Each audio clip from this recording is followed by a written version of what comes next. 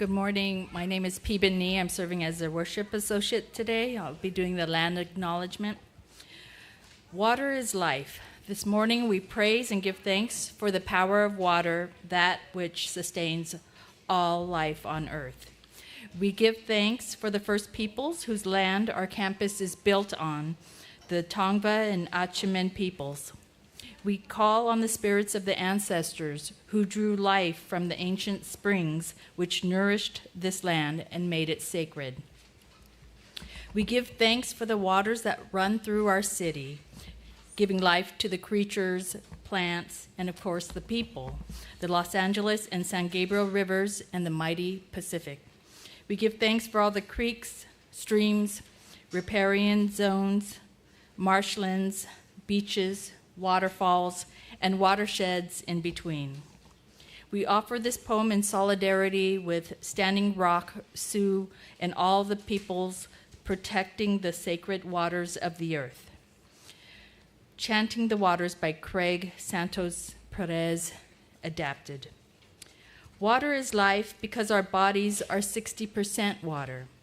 Water is life because our lungs are 80% water. Water is life because our blue planet is 70% water. Because some say water came from asteroids and comets. Because some say the ocean formed within the earth from the beginning. Because water broke forth from shifting tectonic plates.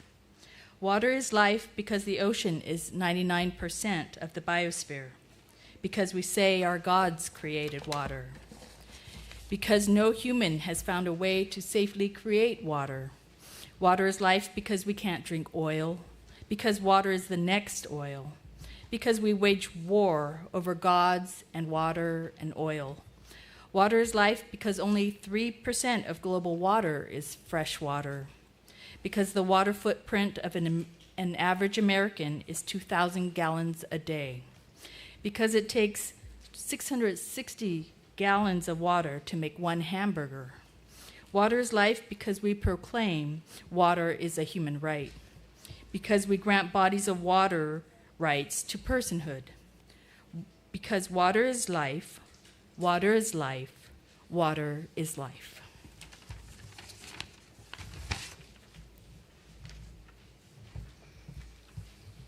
Thank you, Peeben. Good morning. It's so good to see you. Welcome to the Unitarian Universalist Church of Long Beach.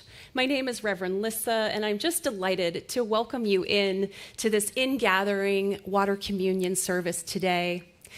It is good to see familiar faces and new faces, to welcome those who are joining online on Zoom and on Facebook, and no, not Facebook, just YouTube, I believe.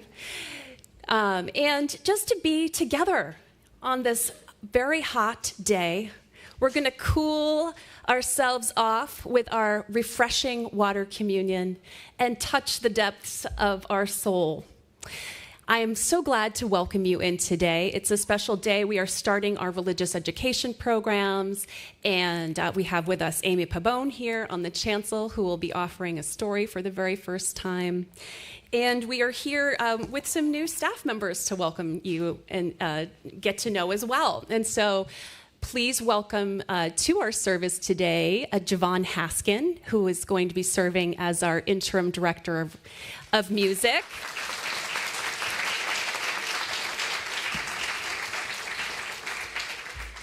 Welcome, welcome.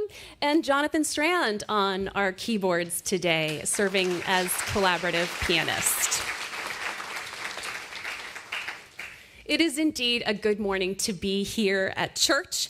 If you are new or visiting, please stop by our membership table after the service. You'll see some friendly faces eager to connect with you.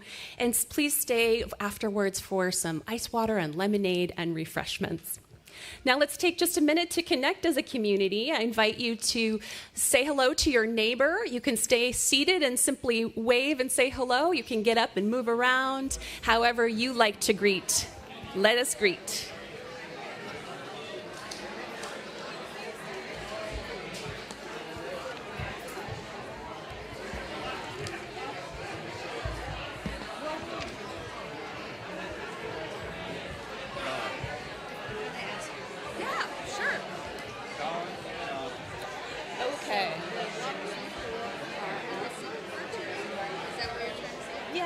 sure that is. Do you want to put it in? Thank you.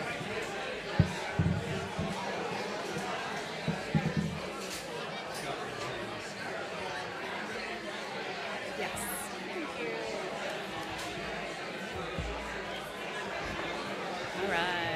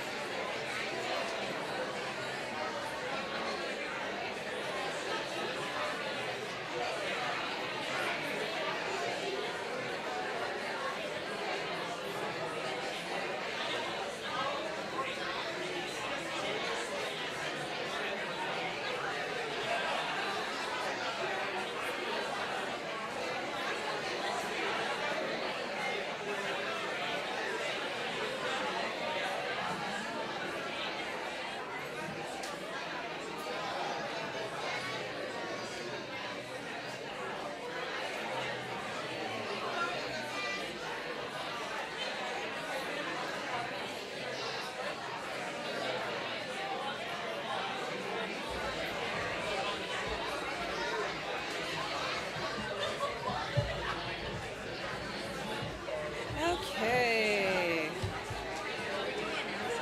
Yes. Yes. You go first. You'll go first.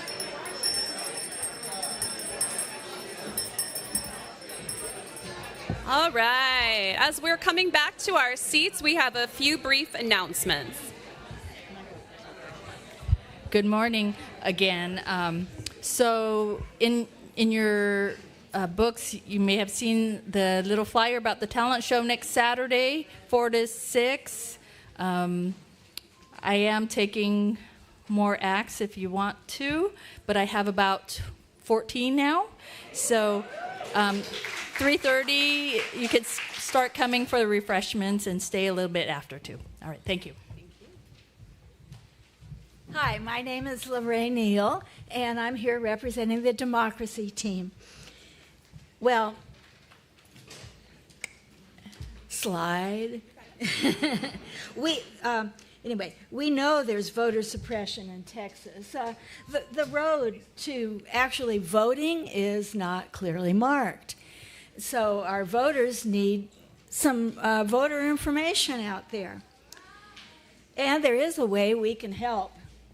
We're going to address envelopes. A nonprofit in Los Angeles has organized community voter outreach events in the Rio Grande Valley of Texas, and they've registered 12,300 new voters ages 18 to 24, which is really cool. I've known these people for a long time, and they've been doing building up to it in the last 3 years. Can anyone guess what little animal is depicted in the cartoon? Yeah. Actually, I didn't know, and I guessed all kinds of other things, but it is a possum, or possum, and it's very important in their ecosystem where they are. It can eat insects, rats, and even hunt and eat poisonous snakes. So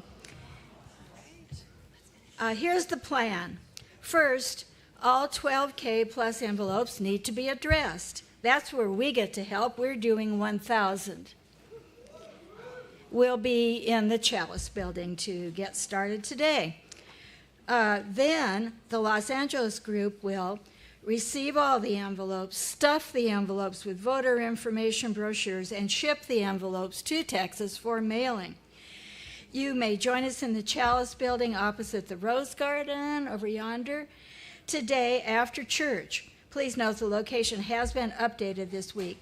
Hey, I'm sorry, but these envelopes are not going home with you because I need to personally return them all at one time to the organizers who get on with the next steps. Additional opportunities to address these envelopes will be scheduled during the next week, so please watch the Thursday announcements and the UUCLB calendar for the time that works best for you. Thank you very much.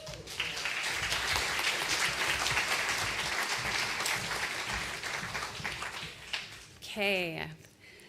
So our congregation is so fully engaged in this upcoming election. It's something we're very proud of. So I do hope that you get involved and you'll hear more opportunities for involvement as the weeks go on. Now let's pause as we gather ourselves together for worship, just centering a moment in this space, perhaps taking a deep breath. You are here in this space with others. You've made it, and there's nothing more for you to do but just be here and be here together. I now invite Karen to lead us in our covenant, which will be our chalice lighting.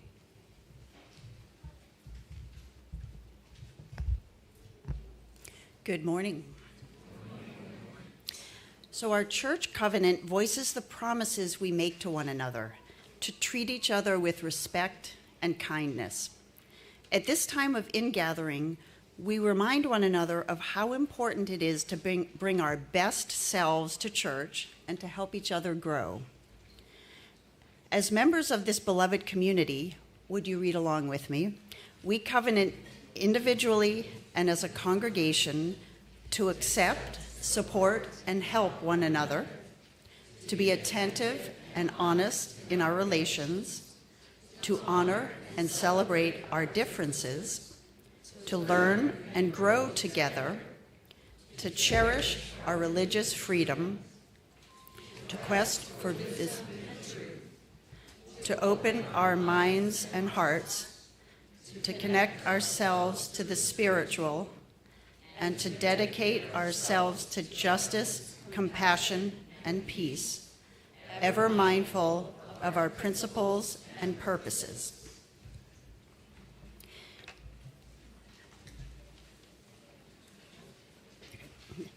And we offer these words for our children and youth. This is the church of the open mind. This is the church of the helping hands. This is the church of the loving heart. Together, we care for our earth and work for friendship and peace in our world. Please rise in body or spirit for singing of the first hymn, number 1007, There's a River Flowing in My Soul.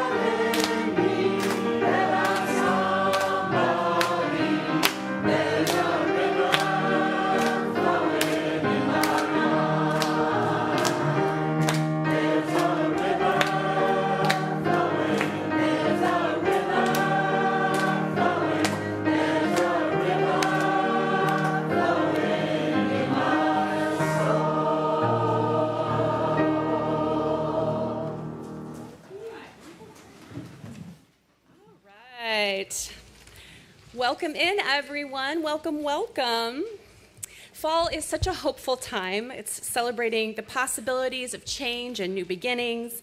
And our water ceremony in gathering brings our new church year and celebrates all of the changes in all of our lives, especially our children and our youth. Welcome in. And we are grateful to have Amy Pabon, Nika Ahmad, and Chris Gomez helping to lead our religious education program. And I'm going to introduce to you now Amy Pabon.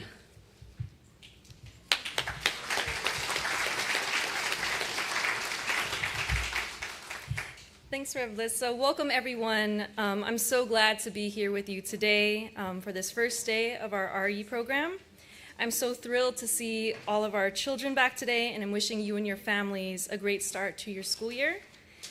We're going to begin with a story and then follow teachers and facilitators out to our RE sessions. I now invite children, Nika, and RE volunteers for today to come down and join me by the chalice and water communion table. Children will take a seat in front of the water communion table right here, and then volunteers will join me at this podium.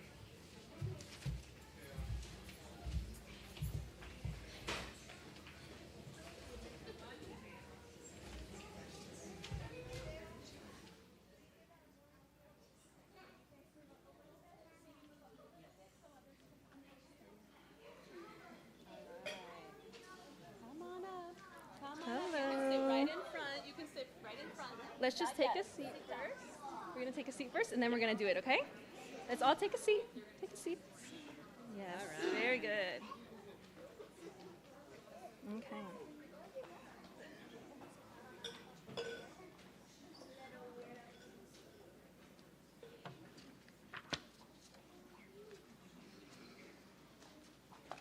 Okay, so for our water communion service today, we'll read the book We Are the Water Protectors, which tells the story of real-life water protectors, Autumn Peltier and her great-aunt Josephine Mottaman, two Canadian Indigenous rights activists who have inspired a tidal wave of change. So we are the water protectors. There was a fire this morning. It smelled like it. Okay, so let's begin. So water is the first medicine, Nakomi's told me. We come from water. It nourished us inside our mother's body, and it nourishes us here on our earth, on Mother Earth. Water is sacred, she said. We stand with our songs and our dreams. We are still here. The river's rhythm runs through my veins, runs through my people's veins. My people talk of the black snake that will destroy the land.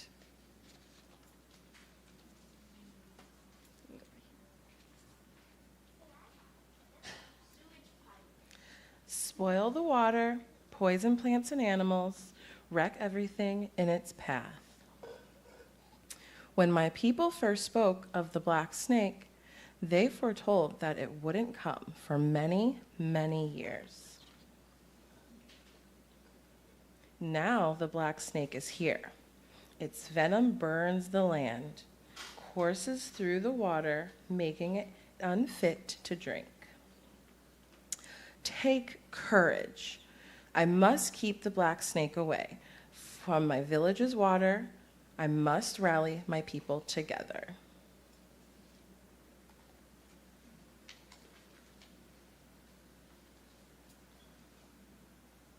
To stand for the water, to stand for the land, to stand as one against the black snake.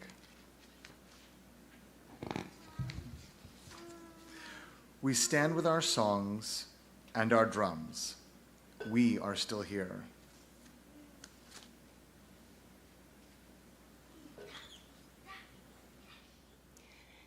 It will not be easy. We fight for those who cannot fight for themselves, the winged ones, the crawling ones, the four-legged, the two-legged, the plants, trees, rivers, lakes.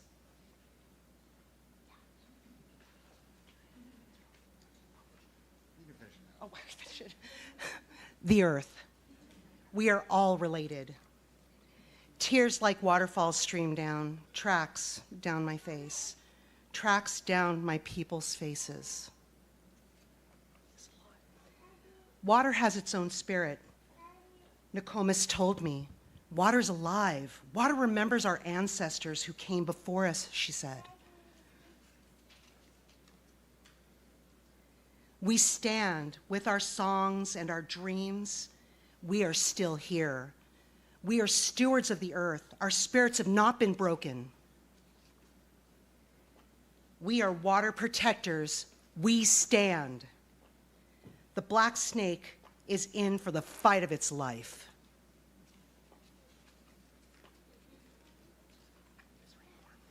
Oh, that was it.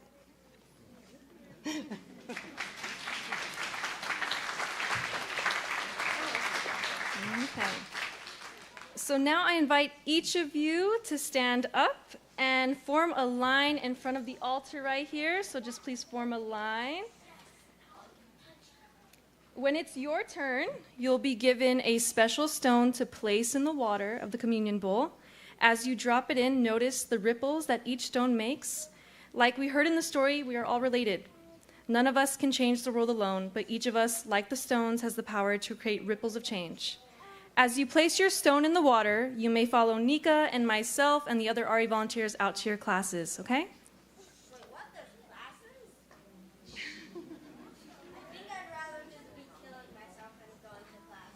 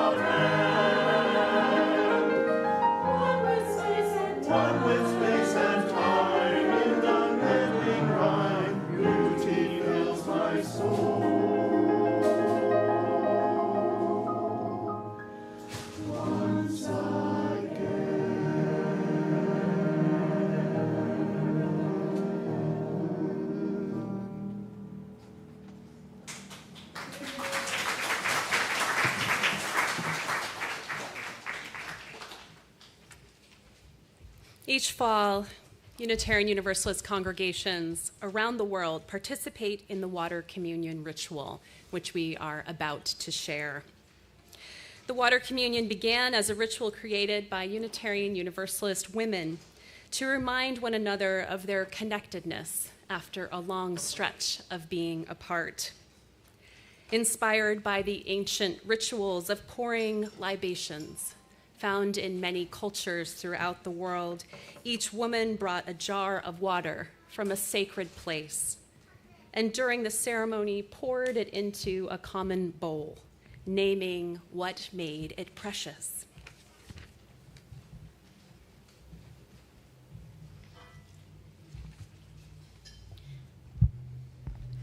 At UUCLB, we celebrate the water communion to strengthen our connections to each other at the start of a new year.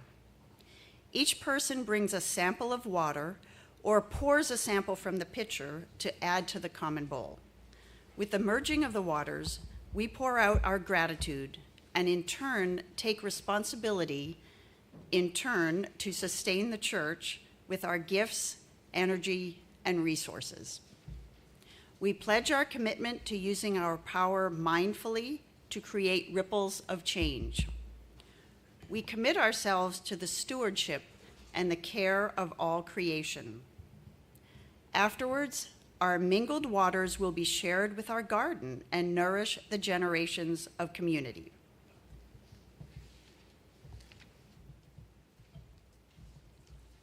Good morning. Our ritual also offers compassionate witness to the many ways that our people and planet are suffering as a result of climate disaster. On this, one of the hottest days of the year, extreme temperatures are fueling the uncontained fires burning in San Bernardino County. The waters we pour are also our tears of grief at the devastation of plants, animals, and land we witness.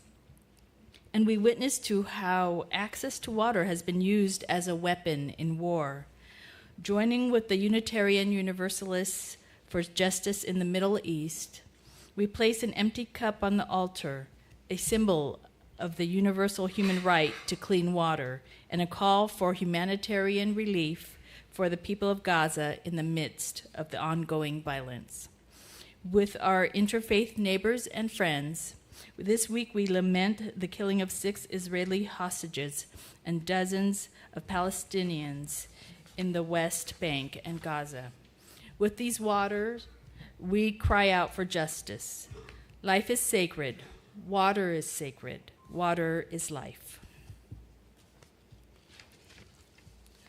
I now invite our interim music director, Javon Haskin, to share about the special song we'll be singing during our water communion.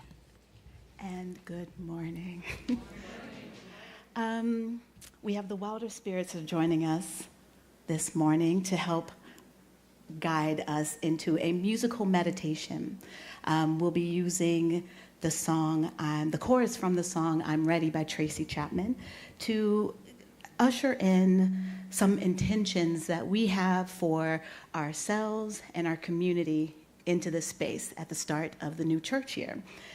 As we sing this song, the first, just a little bit as you can hear how the song goes, you can feel free to join in, or you can feel free to sit back and close your eyes and just join in the meditation and putting out the good energy and light and intentional messaging into this space. But the way that the chorus goes is, can I get what the pitch is, please? Thank you. Why don't you guys go ahead and get started playing? That's beautiful. I'm ready to let the rivers wash over me. I'm ready. I'm ready. And that's how the chorus, we're going to go in variations of repeating that. And the other words we're going to sing together as we start this space is we're going to say, I'm ready to let your grace wash over me, to let the peace wash over me, to let your love wash over me. And when you come up to the water communion, you'll note there are rocks up here, and you can also choose one of them that have an engraved word that reaches you, and feel free to just put it into the water bowl. Okay?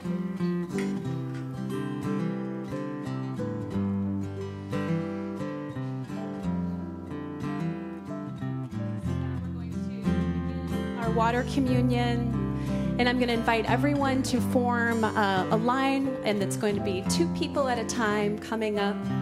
And we're going to start from the back of the congregation, so those of you in the back row, and then we're going to feed down on the left and the right, gracefully coming together to share our water.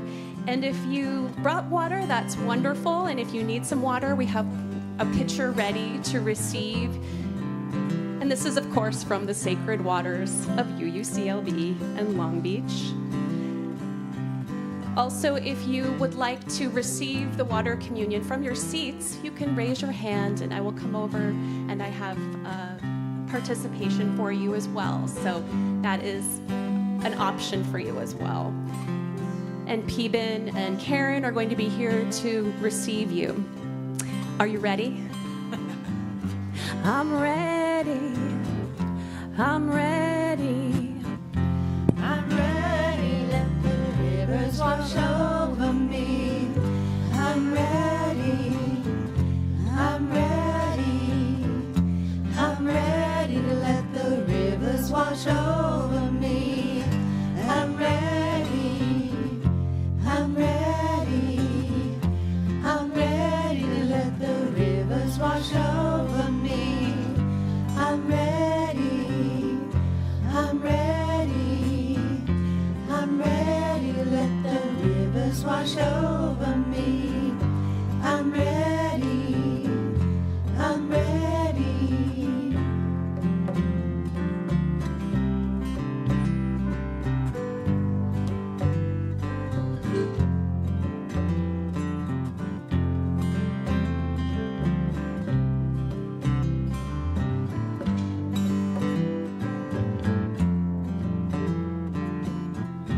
I'm ready to let your grace wash over me. I'm ready. I'm ready. I'm ready to let your grace wash over me. I'm ready. I'm ready. I'm ready to let your grace wash over me. I'm ready. I'm ready. I'm ready to let your grace wash over me. I'm ready. I'm ready.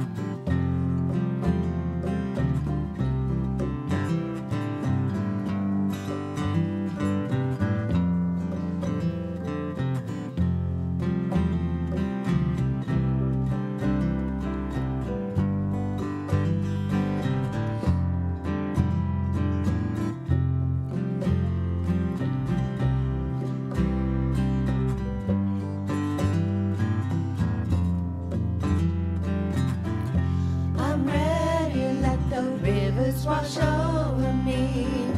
I'm ready, I'm ready, I'm ready. Let the rivers wash over me.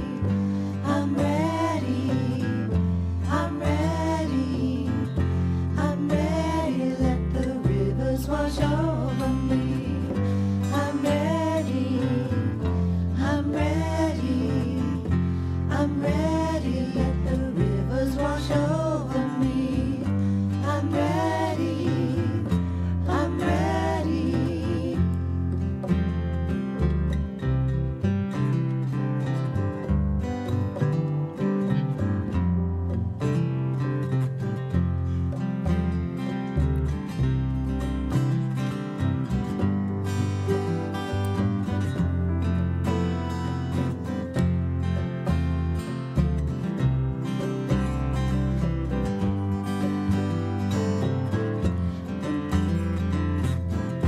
I'm ready, let your love wash over me.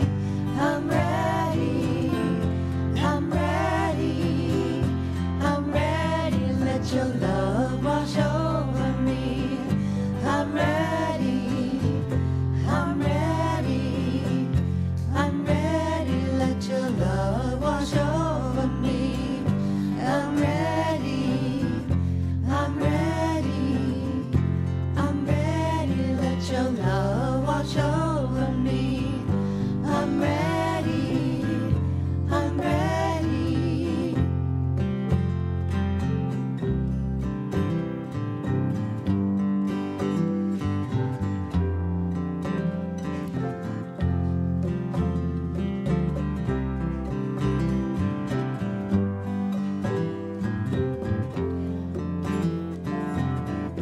I'm ready, I'm ready, I'm ready, I'm ready, I'm ready, I'm ready, I'm ready, I'm ready, I'm ready, I'm ready, I'm ready, I'm ready, I'm ready, I'm ready, I'm ready,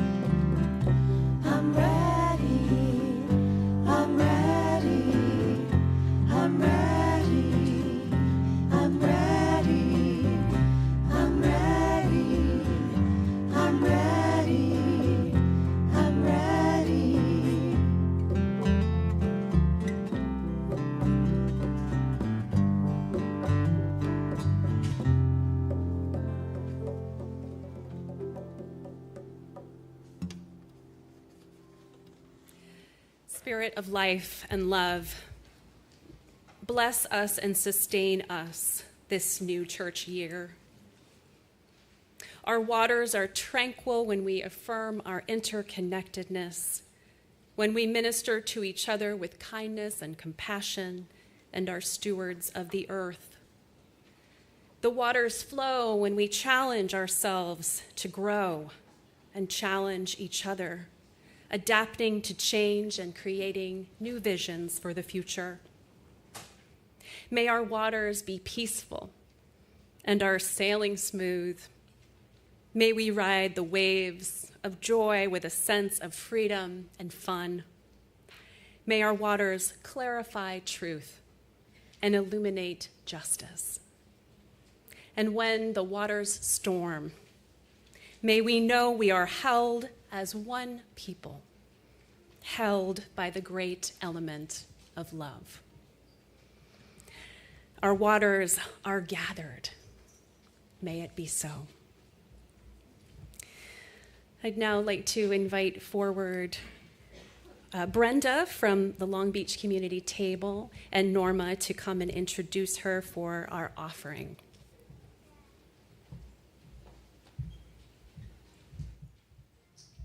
Hi, my name is Norma, and for those of you who might be visiting or new, on the second Sunday of the month, our congregation holds a collection for a local organization or group that supports our Unitarian Universalist social justice values and is worthy of your financial support. This month's special social justice collection recipient is Long Beach Community Table, which fits in very well with the water communion service. And we are lucky enough to have a representative from the group here with us today, Brenda Gutierrez, who's going to tell us a little bit more about the organization. Good morning. So Long Beach Community Table is a food bank here in Long Beach.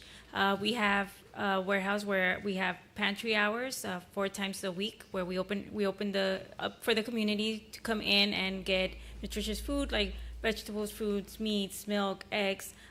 It's completely free. The community is available to come in and pick up food. We also have a program that we distribute food, hygiene products, and clothing to 8 different parks during Saturdays and Sundays. We have a homebound program where we distribute food weekly to those that are unable to go out and get food by themselves that are homebound. And we also have a gardening program. So we go out into the community and help others plant gardens, vegetables, fruits as well. We actually have one here as well. And we are also taking volunteers all the time. So if you want to volunteer, you can definitely come and volunteer and help us out. And that's pretty much what we do. Also, just side note, I am part of the American Indian Movement SoCal chapter, so I'm very surprised to see that there was a land acknowledgement, so thank you for that. Thank you.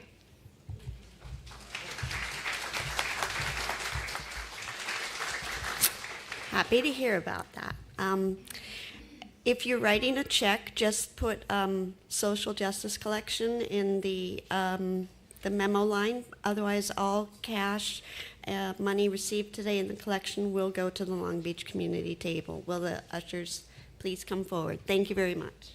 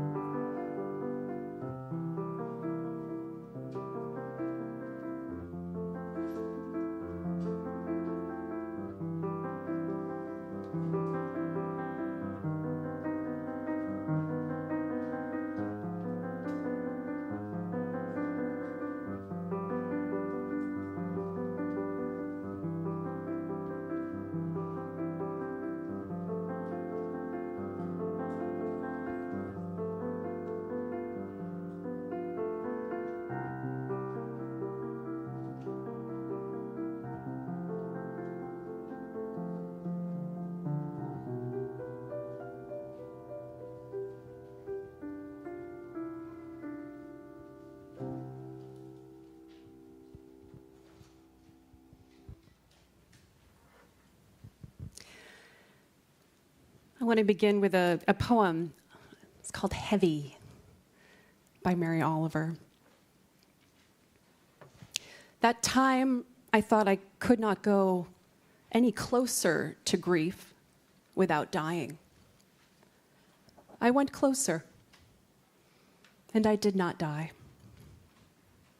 Surely God had his hand in this, as well as friends. Still I was bent, and my laughter, as the poet said, was nowhere to be found.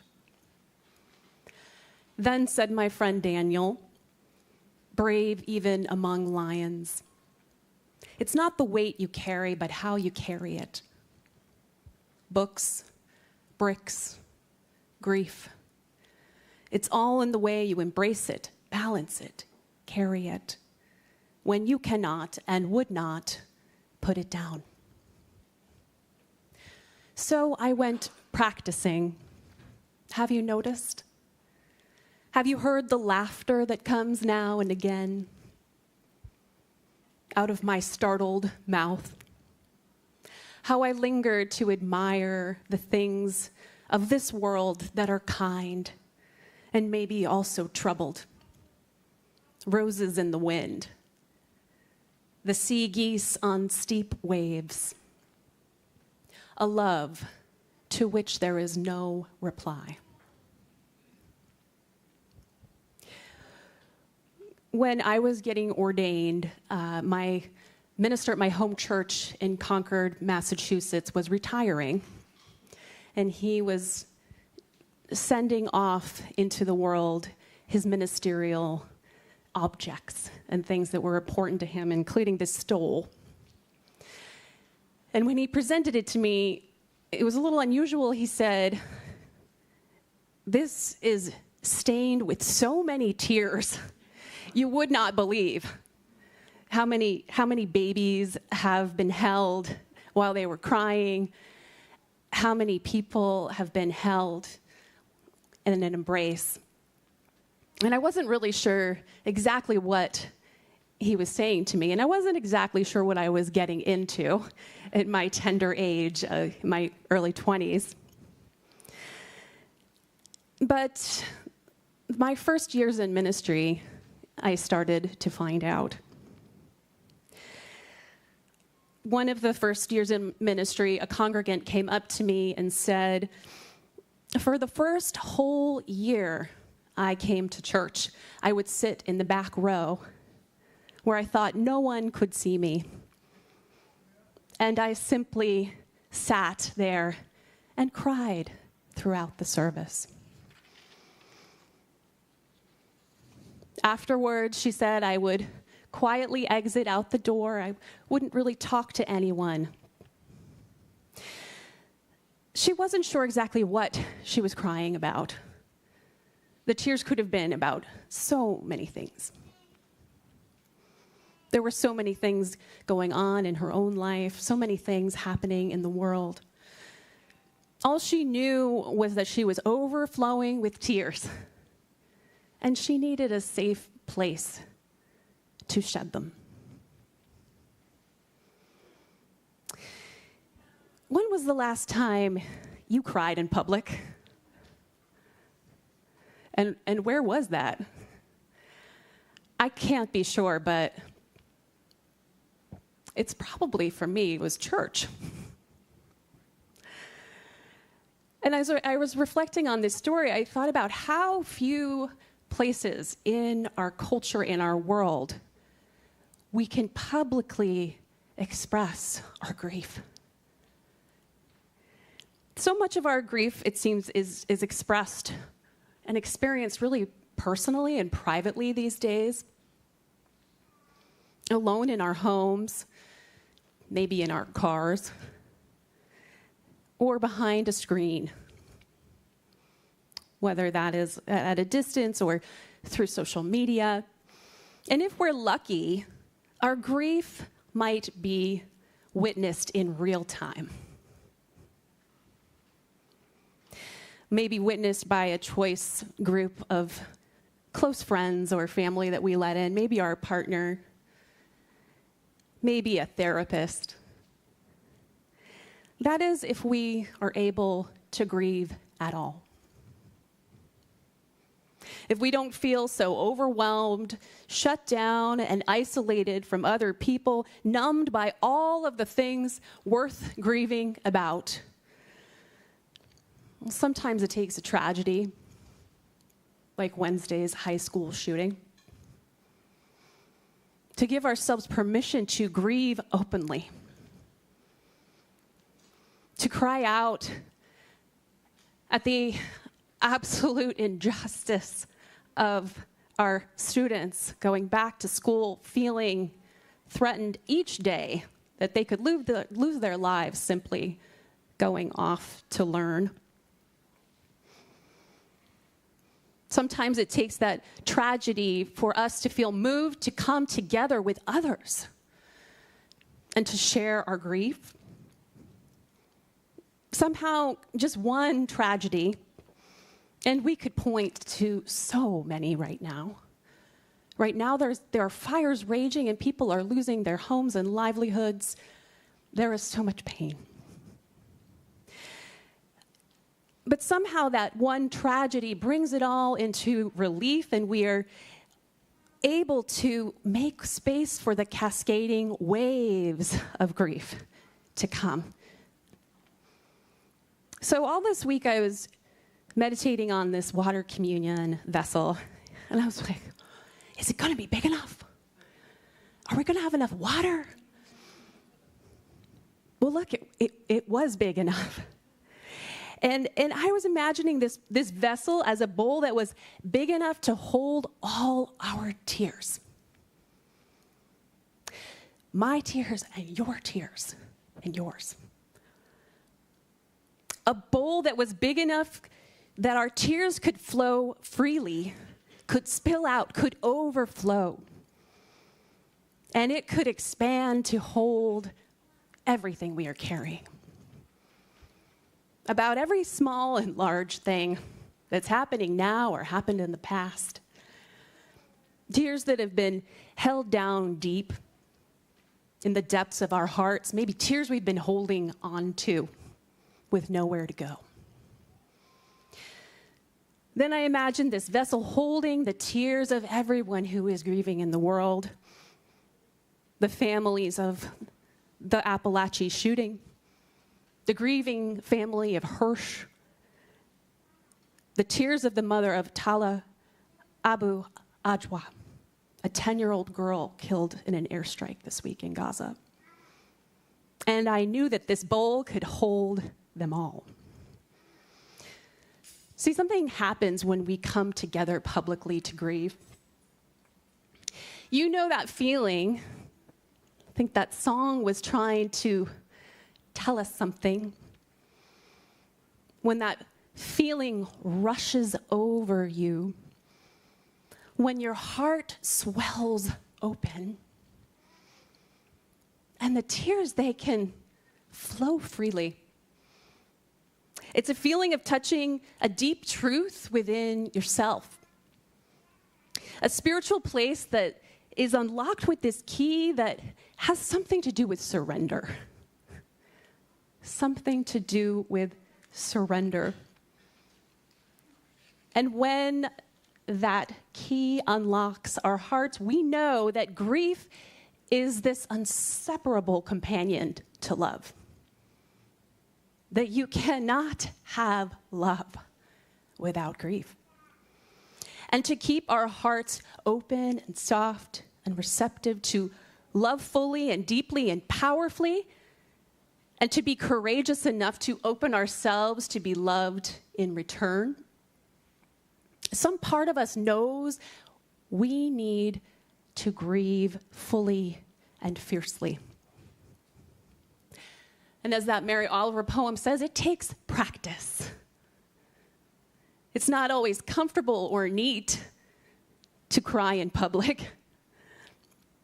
And we have the urge to shut down or to disappear or to remove ourselves when we feel that upswelling of vulnerability. But if we can practice showing up and letting others see those tender parts of ourselves we keep hidden, we know that when we share what is breaking our hearts, it is also what makes us whole again. That congregant who sat in the back weeping for a year, you might ask, well, did anyone go and try to comfort her and try to stop her crying? I mean, well, I didn't really ask about that, but I do know that she was probably surrounded by caring people who didn't try to fix or to change her. Perhaps after a time, someone sat by her side and said, "How are you doing? What's going on?" And maybe she started to tell her story and to feel safe enough, to belong. When life must go on and yet nothing seems the same, sharing our grief together can also make space for us to change. Not to fix what's broken, but for us to come to our own place, to be able to embrace a new reality of our lives that have been changed forever, and yet we are still needing to be every day present and alive. And I think this is for this moment too, when we are on this cusp of an election where it is rough out there. Our people are divided and separated from one another. And we are in such a painfully divided situation with each other that we cannot recognize each other's humanity.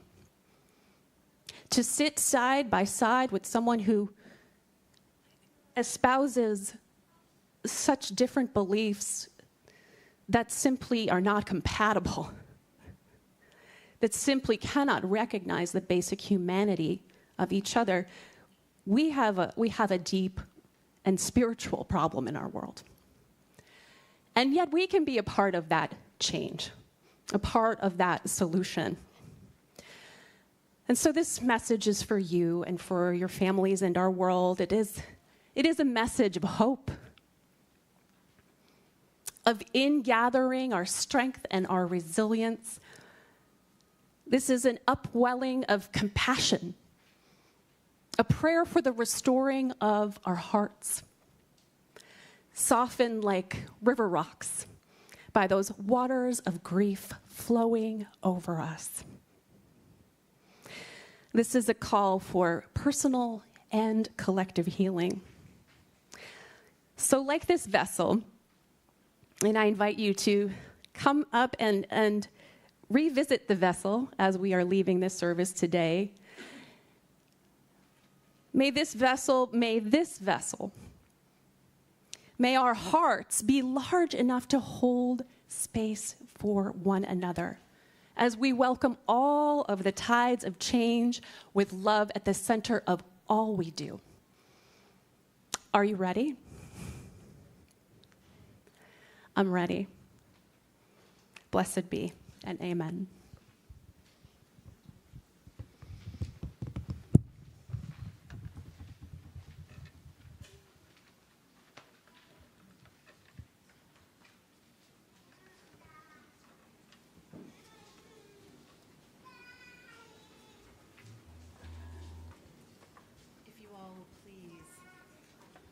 Rise in body or in spirit and join us as we sing hymn number 1064 out of the Teal hymnal, Blue Boat Home.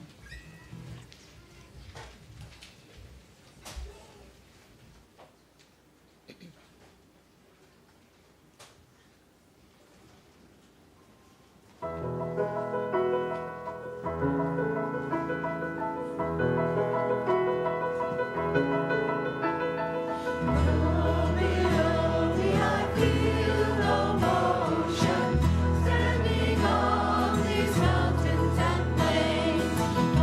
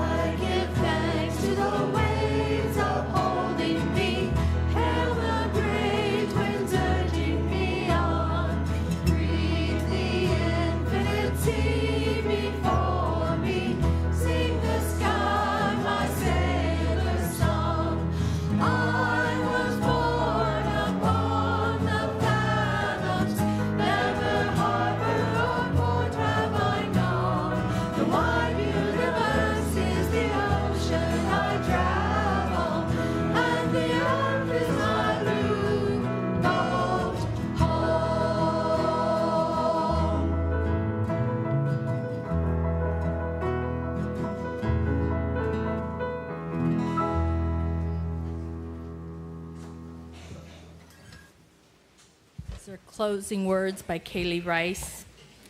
After the postlude, you are invited to come back to the altar and choose a stone engraved with a word to carry with you as a reminder of this ritual. Today is you brought water, poured it into a common bowl. Go forth, but return to this community, where rivers of tears may be shed, where dry souls are watered, where your joy bubbles, where your life cup overflows, where deep in your spirit you have found in this place a home. We extinguish this flame, but not the light of truth, the warmth of love, or the fire of commitment. Our waters are merged, our new church year begins.